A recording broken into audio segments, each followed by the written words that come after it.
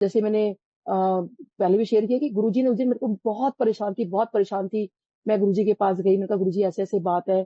और तब मुझे गुरुजी ने कहा था कि मैंने ए दस मैं तेनू ब्लेस कर दिता। मैंने कहा हाँ जी गुरुजी। तो गुरुजी मुस्कुराए, यानी उस मुस्कुराहट में हालांकि मैं समझ गई थी बस कितनी बड़ी बात है कि गुरुजी ने मुझे खुद बोला मैं तेनू ब्लेस कर देता, यानी कि गुरुजी मुझे ऐसा लगता है कि जैसे बोल रहे हो कि मतलब ये बोल क्या रही है, ना मैं इसको ब्लेस कर दिया है। तो ठीक है, मतलब चीजें टाइम लगता है, ठीक हो जाती हैं। और एक चीज मुझे और भी याद आ रही है, जैसे मैंने कहा कि नंबर अच्छे आए वो सब कुछ करके देखो गुरुजी कैसे ठीक करते हैं, बच्चे का कॉन्फिडेंस कैसे बढ़ाते हैं। जैसे वो बच्चा ठीक हो गया, मुझे याद है कि जब फिफ्थ के अंदर जैसे इसका आफ्टरनून शिफ्ट था, तो बच्चे बहुत बुली करते थे कि स्कूल, ये कहता था मम्मी स्कूल चेंज कर दो, मैं आफ्टरनून शिफ्ट में नहीं जाऊंगा। तो ये ना इसका बहुत डिप्रेशन में जा रहा था कि मम्मी मेरे से ठीक से पढ़ाई नहीं हो रही है, मुझे ये है मुझे वो है। तो उसके ना एग्जाम्स थे, मुझे याद है शायद हाफ ईयरली था या क्या था, मुझे ठीक से याद नहीं हाफ ईयरली थे या फुल टर्म्स थे। तो ये कहता है कि मम्मी मेरा ना बहुत मन कर रहा है, मैं गुरुजी के पास ना चलें क्या। तो उस दिन संडे था, तो अगले दिन मंडे का एग्जाम था। तो मैंने कहा कल तेरा एग्जाम है, ठीक है, और तू जो है कह रहा है कि मैं मतलब गुरुजी के पास चलना है आज। तो कहता है कि मम्मी नहीं आज गुरुजी के पास चलो, मेरा बहुत मन कर रहा है। तो मैंने कहा चलो ठीक है, अगर बच्चे का इतना मन कर रहा है। उस दिन हम गुरुजी के पास गए, तो मुझे बस ये था कि इसका एसएसटी का एग्जाम था। और मैंने कहा पता नहीं कैसे करेगा इसको, तो मतलब बिल्कुल मैं मतलब ठीक से कोई कुछ याद भी नहीं हो रहा है कैसे चीजें होंगी। और अगर मैं वहां चली जाऊंगी, सॉरी गुरुजी, लेकिन देखो एज अ मदर मैंने यही सोचा कि देखो 5-6 घंटे तो लगते ही थे ना, आप वहां पे जाओगे बैठोगे, अगर गुरुजी ने वहां बिठा के रख लिया तो नहीं आज्ञा दी हम बैठे रहे, कल स्कूल भी है कैसे करें, वो भी एग्जाम है फिर, तो कैसे करेंगे। लेकिन इसका बहुत मन था। तो मुझे कहता है मम्मी आपको गुरुजी पे विश्वास नहीं। मैंने कहा नहीं नहीं गुरुजी पे तो विश्वास है, सोचिए बच्चे कैसे कई बार वो कर देते हैं ना। और इसने जर्मन ली थी एक्चुअली, तो वो भी इसका बहुत था, सिक्स में था ये। तो कहता है कि मम्मी मतलब मुझे नहीं पता, मेरे गुरुजी से बहुत मन कर रहा है। तो मैंने कहा बेटा तेरा एसएसटी का एग्जाम है, फिर इंग्लिश का है, फिर तेरा जर्मन का है, और ये ना संडे का दिन ही मिला है कि जहाँ पे तेरे को मैं थोड़ा थोड़ा हर चीज की तैयारी करवा दूं। और लेकिन शाम को हम जब एम्पायर स्टेट गए, तो ये बेसिकली अपने पेन ब्लेस कराने ले गया था कि मुझे ना तो किसके मन में था, रास्ते में कहता मैं पेन खरीद लो गुरुजी से ब्लेस करवा लेंगे। तो उसके दिमाग में था ऑब्वियसली गुरुजी, क्योंकि इसने किसी बच्चे को देखा था, मैं कहा पेन प्लस करवा लेंगे, मतलब गुरुजी करेंगे, मतलब मुझे एकदम से हैरानी हो रही थी। कहते मम्मी मैंने किसी को देखा था वो पेन प्लस करवा रहे थे। तो उसके दिमाग में वही था कि गुरुजी ने अगर पेन प्लस कर दिया तो डेफिनेटली वो तो फिर ठीक ही लिखेगा, फिर तो नंबर आएंगे ही आएंगे। तो वही हुआ, फिर हम गुरुजी के पास गए, बेटे के लिए पेंसिल प्लस करवाई और मेरे बेटे के लिए पेन प्लस करवाए। और उसके बाद फिर डेफिनेटली गुरुजी मुस्कुराए। और गुरुजी मुझे आज भी याद है गुरुजी की मुस्कुराहट, एम्पायर स्टेट में बैठे हुए थे और कैसे वो पेन और पेंसिल पकड़ा, और गुरुजी ने शायद कुछ उनको देखा, कुछ बोला, मतलब मुझे लगता है शायद कुछ कुछ कहा मन मन में, और हमें वो पकड़ा दिए। और बेटा तो बड़ा खुश। और देखो जो जर्मन सब्जेक्ट वो तो बिल्कुल दूर की बात है हमारे लिए। सो जो एसएसटी में उसकी तभी भी 80% मार्क्स आए, जर्मन में उसने क्लास में टॉप किया, जस्ट इमेजिन। सो मतलब ये हमारे गुरुजी कैसे वो बच्चे का कॉन्फिडेंस भी जो बिल्डअप करते हैं, करने वाले तो मतलब हम तो कुछ है ही नहीं, ही इज अ हाँ डूअर, जी। मतलब वो सब कुछ करते हैं। और ऐसे मुझे एक बार याद आ रहा है कि बेटे को ना एक बार बड़ी टेंशन हो गई कि उसका एग्जाम था और उस दिन बड़े मंदिर में फंक्शन था। तो मुझे कहते हैं मम्मी आज ना पेन प्लस करवा लेना। मैंने कहा बड़े मंदिर में पेन प्लस करने का तो मतलब ही नहीं है कि हम गुरुजी से मतलब आप बात भी नहीं कर सकते। और जो बात करनी होती थी, क्योंकि हम अंपायर स्टेट में किया करते थे, आपको पता ही है, बड़े मंदिर में कहाँ बात करते थे, वहां तो फंक्शन सेलिब्रेशन होता था। तो हम जो है मतलब पेन लेके मैं गई, तो कहते हैं मम्मी प्लीज आप बोल दे। मैं कहा ठीक है मौका मिलेगा मैं जरूर गुरुजी को मैं बोल दूंगी, लेकिन मुझे लगता है कि हो नहीं पाएगा, एम्पायर स्टेट में जाके हम ब्लेस करवा लेंगे। तो कहते हैं मम्मी मतलब मेरा एग्जाम बीच में ही है, अंपायर स्टेट जाने का मौका नहीं मिलेगा, क्योंकि थर्सडे शुरू होता था, तो शायद वो मंडे ट्यूसडे बैठने से शायद उसका कोई एग्जाम था। और कहते हैं नहीं उस दिन टाइम नहीं मिलेगा, मतलब बीच में वो एम्पायर स्टेट जाने का मतलब डे ही नहीं है। तो मैंने कहा अरे ये तो बड़ा गड़बड़ हो गई। और उसके मन में था मम्मी प्लीज पेन प्लस करवा लेना, नहीं तो पता नहीं मेरा क्या होगा, मेरा पास नहीं होगा नहीं तो मैं उसको लगता था जब तक गुरुजी पेन प्लस नहीं करेंगे वो पास नहीं हो सकता। तो क्या रहने वे मैंने फिर सेवादार अंकल खड़े थे, और मैंने उनसे बोला अंकल प्लीज बेटे के ना पेन प्लस करवाने हैं। तो कहते हैं आंटी आप कैसी बातें करते हो, प्लीज आगे चलो, है ना, जहाँ म्यूजिक रूम के बाहर जाते हैं, गुरुजी बड़े मंदिर में बैठे हुए थे। और ऐसे करके सेवादार जैसे हाथ जोड़ के सब निकलते थे और कह रहे आंटी प्लीज आगे चलो आगे चलो।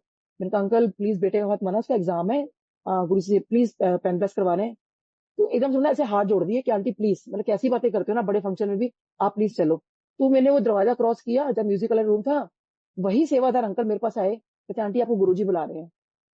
तो जस्ट इमेजिन आंटी, मैंने तो गुरुजी से कुछ कहा भी नहीं, है ना, और बिन बोले सब कुछ जानता, उन्होंने हमें वापस बुलाया, गुरुजी ने बुलाया और ऐसे इशारा किया और पेन मांगे और उन्होंने ब्लेस करके दिए। तो बहुत बहुत शुक्राना गुरुजी आपका। सब जानते हैं, हाँ जी। हमारे प्रति हर बात जानते हैं, बिना यस बताए कोई आंटी, भी बोले, सब कुछ जानना सब कुछ पता है उनको आंटी, देखो ना कहाँ बुला के उन्हीं सेवादार को भेजा। जी। तो आप सोच सकते हो कि हम तो निकल चुके थे, गुरुजी ने भेजा कि आंटी वही आए कि आंटी आपको गुरुजी बुला रहे हैं। तो गए और देखो कैसे गुरुजी ने इशारा किया कि लो पेन लेकर आओ, फिर पेन, गुरुजी ने पेन ब्लेस दिए। शुक्राना शुक्राना गुरुजी गुरुजी। का। आगे बढ़ते हैं। After meeting Guruji, I feel our family has been blessed and we are secure under his protection. I shall always feel grateful to Guruji for his kind blessings. He is truly a messenger of God. तो गुरु जी से मिलने के बाद मुझे ऐसा लगा कि हमारी पूरी फैमिली ब्लेस्ड है और हम सब गुरु जी की प्रोटेक्शन में हैं और हम सब सुरक्षित हैं। I shall always feel grateful to Guruji for his kind blessings. वही जितना हम शुक्राना करें कम है। हम गुरु जी का शुक्राना कर ही नहीं सकते क्योंकि इतना इतना वेरी ट्रू आंटी, नहीं कर सकते। कृपालु और दयालु उनकी है वो गुरु जी कि हर समय उनकी कृपा बरसती रहती है।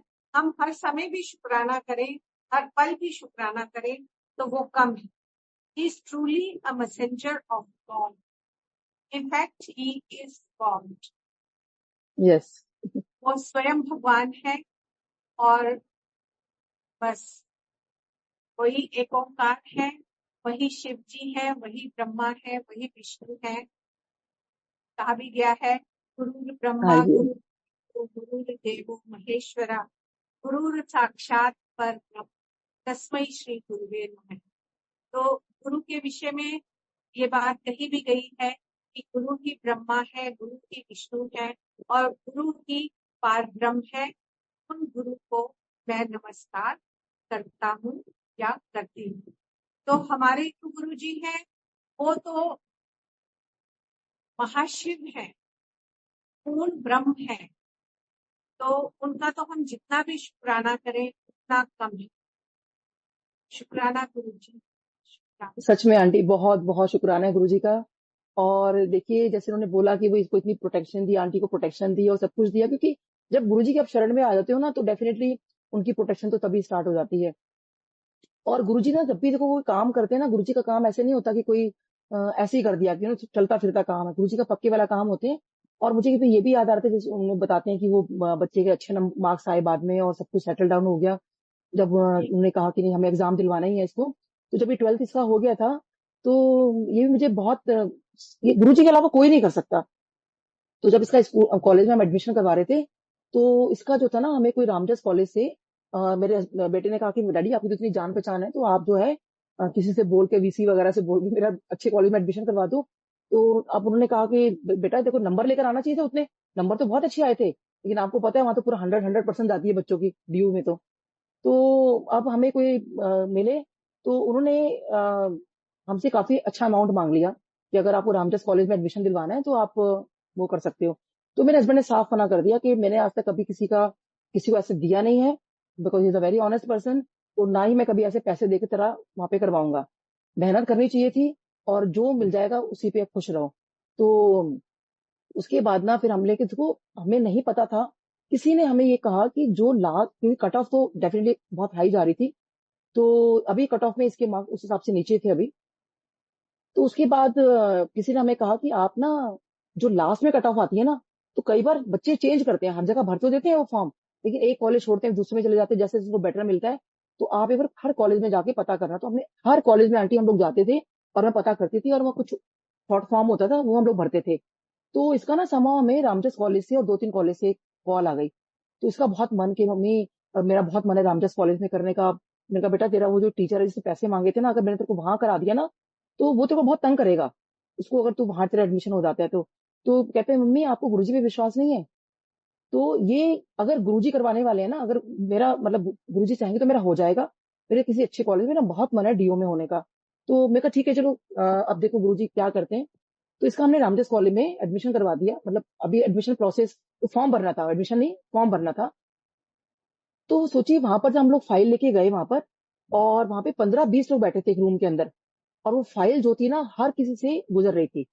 और वहां पे बच्चे आए हुए थे जिनकी, और कट ऑफ लिस्ट का वो था कि इतने कट ऑफ लिस्ट आएगी, जिसमें मेरा बेटा अभी उस कट ऑफ लिस्ट में नहीं आ रहा था। ठीक है।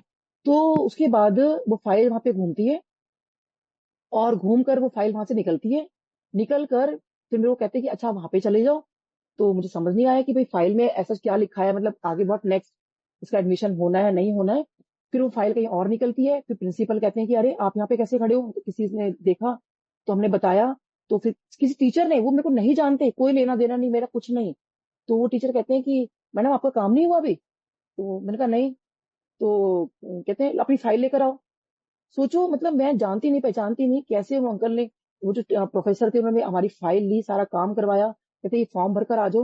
मुझे कुछ समझ नहीं आ रहा था आंटी कि ये हो क्या रहा है, और कहते हैं नीचे जाके फॉर्म भरा। तो उन्होंने वहां पे गए तो वो कहने लगे कि जो ये एंटी रैगिंग का होता है ना, तो ये उसका फॉर्म है। मैंने कहा ओहो, इतना सारा उन्होंने सब कुछ किया, लेकिन बेटे का एडमिशन का किया मतलब एंटी रैगिंग का फॉर्म, क्योंकि दो जगह ही होता था, एक रामजस में और एक शायद और कोई कॉलेज में। तो उन्होंने ना मेरे बेटे का नाम लिखा उस पे कि भाई ये चीज है। तो वो पर्ची मैंने पकड़ा दी भाई, हम आप तो उन्हें लाइन लगवा दी कि हम जब भी जिसका नाम बोलेंगे वो अपना ये ले जाएगा जो भी डॉक्यूमेंट से। और उधर हस्बैंड वेट कर रहे थे क्योंकि हमने किसी और कॉलेज में एडमिशन करवा दिया था उसका। तो ये था कि अगर रामजस में होता है इसका, तो वो डॉक्यूमेंट लेकर आएंगे हस्बैंड, नहीं तो नहीं लेकर आएंगे। तो अब वो कहने लगे कि अच्छा, जब वो मेरी फाइल देख रहे थे कि इसमें ओरिजिनल्स कहाँ पर है। मैंने कहा सर वो तो किसी अभी हस्बैंड लेकर आ रहे हैं, एक्चुअली मैंने ये नहीं बताया कि कहीं पर हमने जमा करा दिए। मैंने कहा सर वो हस्बैंड लेकर आ रहे हैं। कहते कमाल करते हो आप भी, मतलब एडमिशन के लिए, मतलब आप कॉलेज में आ रहे हो, आपके पास कोई सर्टिफिकेट नहीं है। मेरे पास आंटी कोई एक बाई चांस एक फोटो कॉपी पड़ी थी उसकी 12th पास की। मैं कहा सर फिलहाल मेरे पास यही है। ये तो चलो अच्छा ठीक है, आप यही दे दो। तो आप सोच सकते हो कॉलेज के अंदर कोई ऐसे बात करेगा, कोई बिना ओरिजिनल की तो बात नहीं करता। फोटो कॉपी वो भी खाली 12th पास की थी। तो उसके बाद ना हम लाइन में लगे हुए थे, तो एकदम से उन्होंने पर्ची अनाउंस की ना। तो संगत जी बिलीव मी, जब वो उन्हें पर्ची उठाई और जो वो नाम पढ़ा, तो नाम उन्हें वो पढ़ा जो गुरुजी का, हमारा, मैं गुरुजी का नाम नहीं लेती हूँ उसे नहीं बोलूंगी, जो गुरुजी का असली नाम है, कि यहाँ पर ये कौन है। तो मैंने कहा आप ना नाम ठीक से नहीं पढ़ रहे हो, ये नाम मृणाल है। तो मृणाल में ही गुरुजी का नाम, मतलब गुरुजी के नाम में मेरे बेटे का नाम छुपा हुआ है। तो सोचिए कि ना, कहते ओहो अच्छा हाँ ये तो मृणाल लिखा हुआ है। तो वो जो गुरुजी का, सब आप नाम जानते ही हैं, तो उसने कैसे वो गुरुजी का नाम बोला। और मैंने अपने हस्बैंड को कॉल लगाई, सर्टिफिकेट्स यहाँ ले आओ, एडमिशन यहीं होके रहेगा। और मुझे कुछ भी नहीं पता था उस वक्त तक, मैं बस सिर्फ ये कि गुरुजी का नाम आ गया। उस कैसे बोला कि ये यहाँ पर कौन है। और सिर्फ हमें पर्ची दी, और उसके बाद वहां पर हम गए, और कहते जी हाँ आपके बेटे का एडमिशन यहाँ पर हो गया है। तो मैंने कहा अच्छा मेरे को आंटी अब ये कि भाई जब बच्चे इतनी इतनी उस पे खड़े हुए हैं, मतलब यानी कि वो थे कट ऑफ जा रही थी, मेरे बेटे का कैसे हुआ। अब मैं बहुत क्यूरियस थी इसे जाने, क्योंकि देखिए गुरुजी महाराज के अलावा कोई नहीं कर सकता। और कहते हैं ना कि कोई आप पे उंगली ना उठा पाए आपके काम पर, तो वो गुरुजी महाराज काम करते हैं। और देखो उस टाइम क्या हुआ, तो मुझे वहां पता चला कि जिस वक्त वो फाइल मेरे बेटे की घूम रही थी, जो जितनी परसेंटेज मेरे बेटे की, तो उस टाइम उसकी सबसे हाईएस्ट परसेंटेज उसी की थी। तो कट ऑफ जो थी मेरे बेटे के हिसाब से आ गई, और उस कट ऑफ लिस्ट में उसका नंबर आ गया। और जैसे मेरे बेटे का एडमिशन हुआ, कट ऑफ लिस्ट जो है फिर हाई हो जाती है। सो कितना शुक्राना है गुरु जी का। सो मतलब वही आंटी, वही कि शुक्राना जितना हम करें उतना कम है। और जैसे देखो लास्ट में से लिखा है, और ये चैप्टर का नाम भी कि मैसेंजर ऑफ गॉड। तो कहते हैं ना, गुरु गोविंद दो खड़े, काके लागू पाए, बलिहारी गुरु आपने जो गोविंद दियो मिलाए। तो हमारे गुरु जी मिले हमें गुरु के रूप में, लेकिन उनको उन्होंने अपना बता दिया कि वो गोविंद के रूप में ही हमारे सामने है। और इसका बहुत ही प्यारा एक रसम सुनाती हूँ मैं, कि मेरे एक पेशेंट, और जब वो मेरे क्लिनिक पर आए, तो बहुत ही एटीट्यूड उनमें, और मेरे को आगे कहते हैं जय गुरु जी, डॉक्टर साहब गुरु जी के पास जाते हो। तो मैंने कहा हाँ जी। मैंने कहा आप भी। कहते हैं मैं तो 96 97 से जा रहा हूँ। अब मेरे सामने सोची इतनी पुरानी संगत, और मुझे लगा कि मतलब अच्छा, तो गुरु जी के बारे में कुछ बताओ। उन्होंने मेरे से क्वेश्चन पूछा, ये बताओ गुरु जी के समझते क्या हो। तो मैंने कहा नहीं, गुरु जी हैं, गुरु जी महापुरुष हैं। मैंने भगवान नहीं बोला। कहते हैं डॉक्टर साहब आप जानते हो गुरु जी भगवान है। सो मुझे लगा कि ये कह रहे हैं। तो मैंने कहा आप बोल रहे हो, मतलब शक्ल से लग रहा है कि वो किसी को नहीं मानते होंगे। कहते डॉक्टर साहब मेरे बारे में बिल्कुल सही सोच रहे हो, मैं तो उनमें से हूँ, किसी भगवान को ना मानूं। तो गुरु जी की तरफ इशारा करके कहते किसी इंसान को मैं क्या मानूंगा, मैं तो भगवान को नहीं मानता, मैं तो इतना नास्तिक हूँ। कहते लेकिन मैं जब गुरु जी के पास पहुंचा, क्योंकि मेरे बॉस मुझे कहते थे कि तू, हमारे गुरु जी हैं, वो रेलवे के अंदर बहुत हाई पोस्ट पर है, तो कहते हैं कि मेरे बॉस ने मुझे कहा मेरे गुरु जी हैं, तो तू वहां पे दर्शन कर कर आ। तो मैं सिर्फ इसलिए गुरु जी के पास गया था कि ताकि बॉस ने बोला है, मुझे गुरु जी से कहते कोई लेना देना नहीं था, कोई मतलब नहीं था, मेरे बॉस मुझसे नाराज ना हो जाए, गवर्नमेंट मतलब ड्यूटी वैसे ही इतनी हाई पोस्ट पे हूं मैं, तो बेटर है कि इनकी बात मान लो, सिर्फ मैं एक बार जाऊंगा और दोबारा फिर कभी नहीं जाऊंगा। तो ये सोच के वहां पर गए। और कहते हैं फिर वो, इनको ना मैं बता रही थी कि गुरुजी हमेशा मेरा नाम पूछते थे, तो मेरे को कहने लगे डॉक्टर साहब आप तो, आपका तो गुरुजी ने नाम भी पूछ लिया, मेरे को नाम भी नहीं पूछा था। और कहते हैं वहां शबद बाणी चल रही है, सब कुछ आपको पता है, कैसे संगत बैठती थी, सब कुछ था। तो शायद कुछ कार्ड्स गुरुजी के पास आए थे, कुछ था, तो गुरुजी कुछ था, तो एकदम से गुरुजी ने उनको ऐसे इशारा करके बुलाया उनके नाम से। तो कहते हैं मैं हैरान हो गया कि मेरा नाम उन्होंने कैसे ले दिया, मैंने तो बताया भी नहीं।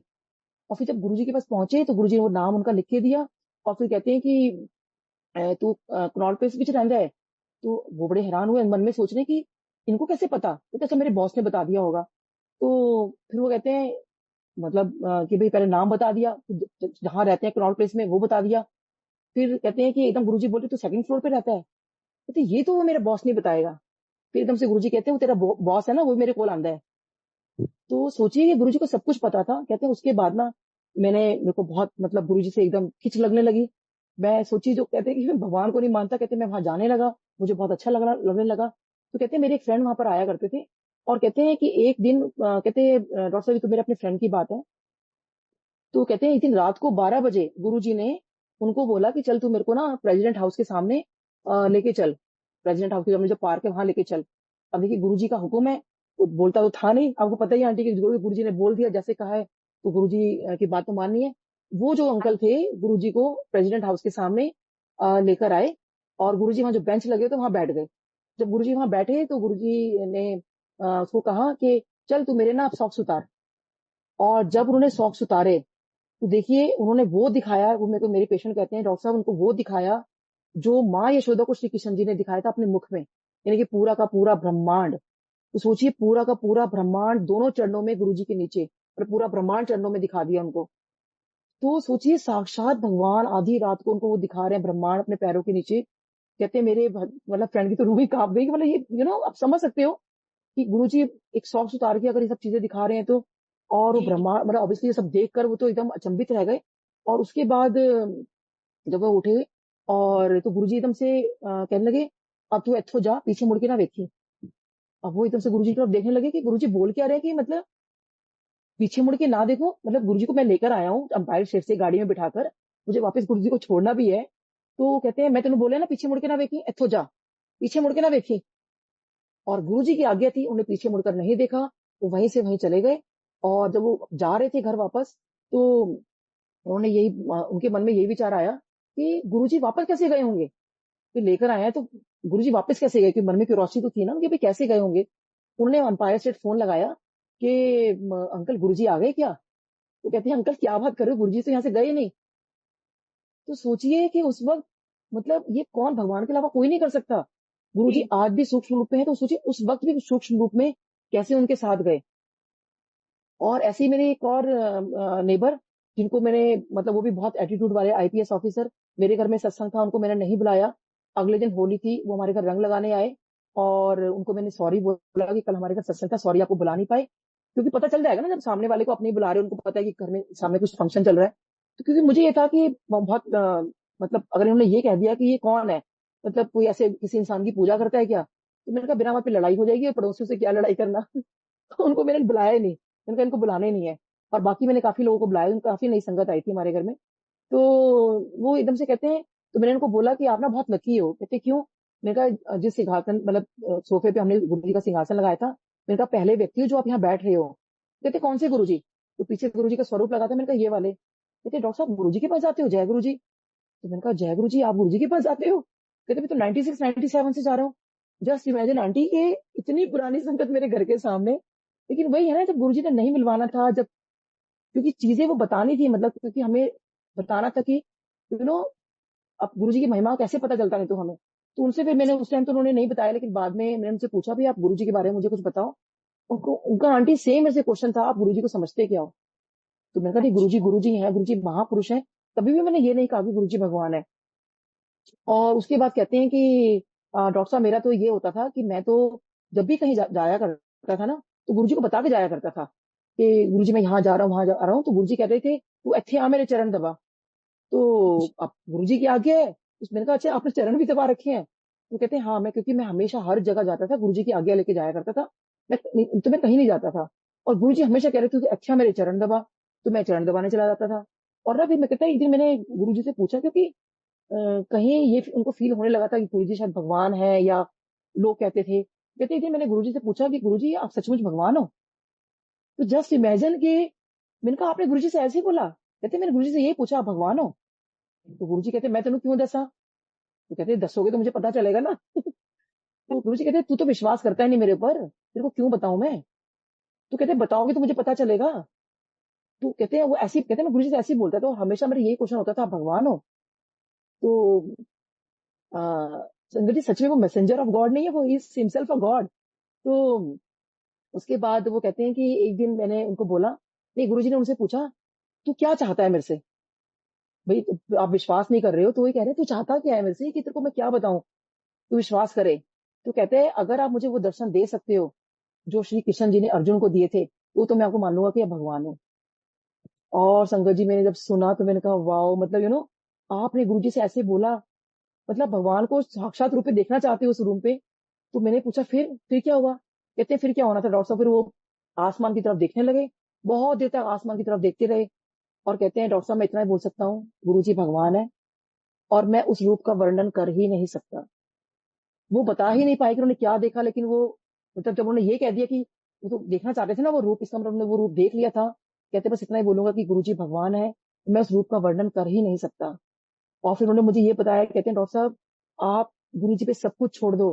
कहते हैं कि गुरुजी सब कुछ जानते हैं, जाने जान है गुरुजी, एक एक पल की खबर रखते हैं। कहते हैं जैसे मैंने आपको बताया कि मैं गुरुजी को हर वक्त बता के जाया करता था। कहते एक दिन क्या हुआ, मैं कहीं गया, होटल के कमरे में जैसे ही मैंने कदम रखा, कदम रखते के साथ ही फोन की घंटी बजती है होटल के अंदर। ठीक है, उन्हें फोन उठाया तो उधर से आवाज आती है, हाँ भी तू किथे? तो अब वो सोचने लगे कि अभी तो एकदम से गुरुजी कहते हैं अभी, वो जवाब नहीं दे पाए, तो जकार्ता विच। तो वो बड़े हैरान हुए कि कहते हैं तू इस होटल में इस रूम नंबर में, मैं गुरुजी बोल रहा तू दसिया, तू मैंने दसिया नहीं। और गुरुजी ने फोन रख दिया। तो कहते हैं मैं हैरान हो गया कि गुरुजी को कैसे पता कि मैं जकार्ता में हूँ, इस होटल में हूँ, इस रूम नंबर में हूँ, तभी तो फोन मिलाया ना गुरुजी ने, और तू मैंने दसिया नहीं। क्योंकि वो हमेशा गुरुजी को बता के जाते थे। और उनका कहना यह था कि मैंने गुरुजी को इसलिए नहीं बताया, तो गुरुजी कहेंगे तू अच्छी चरण दबा, तो शायद हो सकता है कि मेरी फ्लाइट निकल जाती है, जो भी, मतलब मुझे ठीक से याद नहीं, लेकिन ऐसा कुछ था। तो सोचिए भगवान को सब कुछ पता है, आप कहाँ जा रहे हो, कहाँ क्या कर रहे हो। और दोनों का मुझे यही कहना था कि आप गुरुजी को भगवान मानो। उसे मेरे हस्बैंड को भी मैंने कितनी बार बताया भी कि डे वन ही दिखा दिया था कि सब सुप्रीम ऑफ दिस यूनिवर्स, उस पूरे ब्रह्मांड के मालिक हैं, पूरा ब्रह्मांड उनके चरणों में है, जो वो सुप्रीम है, सब कुछ है। तो मतलब हम क्यों इतना इफ एंड बट करते हैं, कितना सब कुछ छोड़ क्यों नहीं देते उनके ऊपर? क्यों बार बार गुरुजी को इतना परेशानी में डालते हैं, या मतलब यार उनको हम क्या परेशानी में डालेंगे, परेशान तुम खुद ही होते हैं, वो तुम परेशानी में से निकालते हैं हमें। तो लेकिन आप ये सोचिए कि हम क्यों बहुत ज्यादा अपनी सोच विचार करते हैं कि गुरुजी ऐसा कर दिया, वैसा कर दिया। तो वही वाली बात है, अभी कुछ बात हो रही थी तो जोशी अंकल कह रहे थे कि मुझे तो ये समझ नहीं आता, जब कोई बच्चा पास होता है तो कहता है मैं पास हुआ, है ना, जब फेल होता है तो मास्टर ने फेल कर दिया। ये बोला जाता है ना कि टीचर ने फेल कर दिया। अरे वो फेल पास जो है वो हमारे हाथ में है। अगर आपने पढ़ाई की है, आपने अच्छा सब कुछ किया है, तो वो फेल क्यों करेंगे? और हम क्यों हर बात के लिए अपनी जिंदगी की जितनी छोटी छोटी चीजें आती हैं, हम गुरुजी आपने ऐसा कर दिया, आपने ऐसा कर दिया, आपने ऐसा कर दिया। तो वही है ना कि भगवान हमें कहते हैं कि लाइफ हमें फ्री दे रखी है, वो कर्म तो हमें करने हैं ना। जैसे आपने शुरू में भी कहा कि वो कर्म काटने वाली बात, जब हम अपने कर्म जैसे बनाएंगे वैसे ही तो हम आगे काटेंगे ना, जैसा बीज बोएंगे वैसे तो होगा। और अगर कहीं कोई गलती हो जाती है, क्योंकि देखिए हम ह्यूमन है, एक ह्यूमन एरर है हमारे अंदर, ये गलतियां होती कहते हैं इंसान गलतियों का पुतला है। लेकिन मेरा आंटी ये मानना है कि अगर हम गलतियां करते भी हैं, पहली बात तो कोशिश करें कि ना करें, क्योंकि हम गुरुजी से जुड़े हुए हैं, उनकी मर्यादा का ध्यान रखें, उनकी महिमा का ध्यान रखें। फिर भी कहीं कुछ हो जाती तो डेफिनेटली हम उनसे उनकी अपनी कहते हैं ना, हमें भगवान हमें सद्बुद्धि दो, हमें हमें आगे से चीज ना हो, क्योंकि कई बार हम जानबूझ के गलती नहीं करते, जाने अनजाने में हमारे से चीजें ऐसी हो जाती हैं। कि हम किसी को हर्ट नहीं करना चाहते, कि मे बी हमारा जो तरीका था बात करने का शायद दूसरे वालों को अच्छा ना लगा, लेकिन हमने तो अपना बेस्ट किया होता है। तो इसलिए हमें नहीं पता, आई थिंक मतलब गुरुजी तो हुई हिमसेल्फ अ गॉड। तो इस चीज के लिए तो इतने आंटी सत्संग है, इतना कुछ है। और मेरे अपने साथ भी ये सब चीजें हैं कि, और यही नहीं कि गुरुजी से मतलब जो हम संगत मिले, जो ओल्ड संगत जिनको बोला जाता है कि हमें दर्शन कर लिए, खाली उन्हीं को गुरुजी ब्लेस कर रहे हैं। वो तो आप देखो आंटी की आज नई संगत को तो है ही है, और उनको भी साक्षात दर्शन देते हैं। तो इसी से मुझे एक बार याद आ गया कि एक बार ऐसी हस्बैंड के हॉस्पिटल में ना कोई हस्बैंड से काम कराने के लिए आए। और जब वो काम कराने के लिए आए तो हस्बैंड की उस टाइम पोस्टिंग थी मॉर्चरी के अंदर, सफदरजंग हॉस्पिटल में। तो मॉर्चरी नीचे थी और हस्बैंड का कमरा ऊपर था, दो तीन के ऊपर उनका कमरा था। तो ठीक है, उनका क्योंकि ऑफिस वर्क है, काम है, तो डेफिनेटली वो तो वहीं बैठेंगे। तो कोई जी, शिवरात्रि का दिन था, और वो कोई हस्बैंड वाइफ हिसार से आए काम कराने के लिए। तो उन्होंने अपने सीधा कमरे में बुला लिया, लेकिन कमरे में जाके उनको रियलाइज हुआ कि जहां वो बैठे हैं नीचे डेड बॉडीज पड़ी है, और ऊपर कमरे में वो लोग बैठे हैं। तो जो आंटी थी वो तो बहुत डर गई। तो हस्बैंड को एकदम से कहती है कि भैया आज तो मेरे शिवरात्रि का व्रत है, मेरे को तूने कहाँ आपने बुला लिया है। और उनको ना थोड़ा थोड़ा रूड वे में बोली। हस्बैंड को बड़ा गुस्सा चढ़ा कि मेरे से ये काम कराने आया है, और मुझे ही बोल रहा है, मैं जहां बैठूंगा वहीं तो बुलाऊंगा ना मैं। तो हस्बैंड गुस्से में ना कमरे से बाहर निकल गए, ठीक है मैं 2 मिनट में आता हूँ मैं भी। तो वो चले गए। अब कहते हैं कि हस्बैंड को रियलाइज हुआ कि नहीं, कोई इतनी दूर से आया है मेरे से काम के लिए, तो कोई नहीं, चाय पानी तो पूछ लेता हूं उनसे मैं जाके। वो कमरे में गए, और जब कमरे में गए ना, तो वो आंटी जी बहुत जोर जोर की रो रही थी। तो हस्बैंड बहुत डर गए कि पता नहीं उन्होंने यहाँ कुछ देख लिया, क्या हो गया, क्योंकि मॉर्चरी डिपार्टमेंट है, और इतना जोर की रो रही है, क्या बात हो गई। तो एकदम रोते रोते वो कहती है, पहले तो आप ये बताओ ये फोटो किसकी लगी है। उन्होंने पूछा कि भाई आप चाय पानी कुछ पियोगी, तो क्या क्यों रो रही हो। कहते नहीं डॉक्टर साहब, पहले ये बताओ ये फोटो किसकी लगी है। तो उन्होंने कहा कि आपको क्या लेना देना किसी की भी फोटो हो। कहते नहीं आप प्लीज बताओ ये फोटो किसकी लगी है। तो हस्बैंड ने कहा कि आप बताओ क्या हुआ क्या आपके साथ। तो कहते हैं कि हम तो आप, क्योंकि जब आप चले गए थोड़ा गुस्से में, तो इस फोटो के अलावा तो कुछ था नहीं हमारे पास देखने के लिए, तो मैं फोटो देखने लगी कि फोटो किसकी हो सकती है। तो भाई कौन लगाएगा ना फोटो, मतलब इस, कमरे के अंदर ये फोटो किसकी हो सकती है, डॉक्टर साहब ने फोटो लगा रखी है। तो कहते हैं अचानक से ये जो फोटो है ये गायब हो जाती है, अंदर जो गुरुजी दिख रहे थे। कहते हैं वहां पर एकदम से त्रिशूल बन जाता है, फिर भगवान शिव बन जाते हैं, और उसमें हाँ से फोटो में से एक हाथ निकल कर आता है, और उनके सर पे हाथ, मतलब उनके सर पे हाथ रख देता है वो। और वो जब ऑब्वियसली ऐसा, आप सोच सकते हो कि मॉर्चरी डिपार्टमेंट में अगर ऐसे कोई हाथ निकल कर आ रहा है, ये उनका कहना जी, था, और वो इतना डर गई बहुत ज्यादा, और उनको ये लगा कि ये हुआ क्या। तो तब हस्बैंड ने कहा कि भाई जिस काम के लिए आप आए हो, क्योंकि आप करोड़ों रुपया भी दोगे ना, तो सफदरजंग में नहीं हो सकता। लेकिन जब उन्होंने आपके सर पे हाथ रख दिया है, तो आई थिंक आपका ये काम हो, आई थिंक क्या, मैं पूरा विश्वास है कि आपका काम हो जाएगा। मुझे तो कुछ करने की जरूरत भी नहीं है। और जैसे मैंने बेटे का बताया कि वो कुछ हाँ ऐसा जी, मतलब कंडीशन लगी कि उसका एडमिशन हो गया, बस उसी वक्त के लिए कुछ ऐसा क्लॉज निकला हॉस्पिटल में, जी, उनका बेटा ही वहां था उस एडमिशन के लिए, और बेटे का एडमिशन हो गया। जबकि आप करोड़ों रुपया दो तो भी वो चीज, उसका एडमिशन वहां पे नहीं हो सकता था जिस चीज के लिए जी, वो आए थे। तो सोचिए कि वो भगवान, मतलब जो कि जो फॉलोअर नहीं है, जो गुरु जी के बारे में जानती तक नहीं है, तो कैसे, मतलब वो आज भी बात को भी मिलती है तो सुनाती है कैसे वो हाथ निकला था, और कैसे गुरु जी ने जी, ब्लेस किया। जी, तो सोचिए कितना शुक्राना है गुरु जी का। और आंटी इसमें एक चीज मेरे को और याद आ रही है, गुरु जी का जब हम करने बैठते हैं ना, तो लगता है बस ये भी बोल दो वो भी बोल दो। ये डिप्रेशन का मैं जरूर सबको बताना चाहूंगी कि मेरे को खुद को बड़ा डिप्रेशन हो गया था, जैसे वो आंटी कहती है वो भी डिप्रेशन में चली गई थी। कहते हैं ना सत्संग सुनने वाले का और सुनाने वाले दोनों का भला होता है, लेकिन सुनने से क्या फायदा होता है। ये चीज डेफिनेटली मेरी लाइफ में हुई, और मेरे गुरुजी का बहुत शुक्राना जिन्होंने मुझे ठीक किया, सत्संग में भेजा। कभी कहते हैं कि सत्संग गुरुजी सुनवाते थे तो हमें सुनना चाहिए, और उस टाइम पिन ड्रॉप साइलेंस हो, तो प्लीज संगत जी गुरबाणी से आप जरूर जुड़िए, सत्संग सुनिए संगत के। अब उस दिन भी यही हुआ कि पहले तो मैं गुरबाणी के अंदर बहुत खो गई थी, और उसके बाद उस टाइम पहले तो कोई कीर्तन नहीं होता था, अब तो बहुत कीर्तन लगने लगे हैं। तो प्लीज गुरबानी ही लगाइए।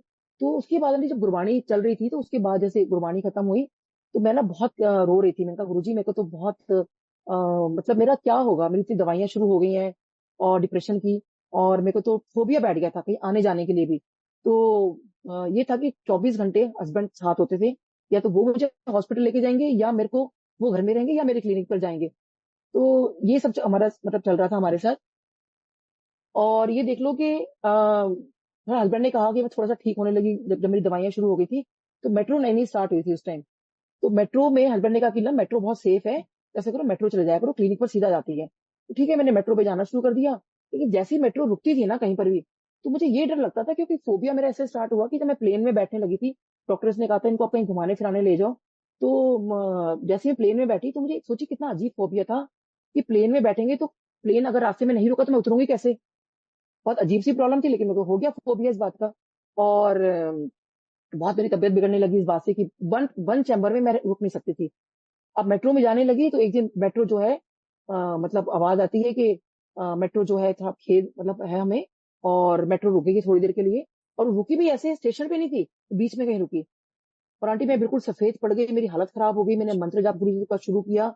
और बार बार जो आवाज आती है ना कानों में, अगला स्टेशन आपका ये है, अगला स्टेशन वो है, वो ना मुझे फोबिया बन गया था उस आवाज का, कि वो अंकल आप बोलेंगे अब ऐसा होगा, अब अगला स्टेशन मेरा स्टेशन कब आएगा, गुरुजी मेरा स्टेशन कब आएगा। और मेरी लाइफ सोची ऐसी हो गई थी, बहुत डरने लगी थी मैं। और जब मैं वो सत्संग में गई तो सोची कि अचानक मैं बड़े ध्यान से आराम से बैठी हूँ, सब कुछ सुन रही हूँ। अचानक से आवाज आती है अगला स्टेशन गुरुजी का, मतलब ऐसे बोला अगला स्टेशन। जैसे उन्होंने बोला अगला स्टेशन, मेरे तो रोंगटे खड़े हो गए। देखो अभी भी जब मेरे को वो दिन याद आते हैं ना, कि मैं बहुत मतलब अंदर से वो हो गई कि मेरे को हेलुसिनेशन होनी स्टार्ट हो गई। मैं मतलब सत्संग में बैठी हूँ और मेरे कानों में जी, आवाज गुरुजी अगला स्टेशन अगला स्टेशन। तो मैंने कहा लेकिन ये बोल कौन रहा है।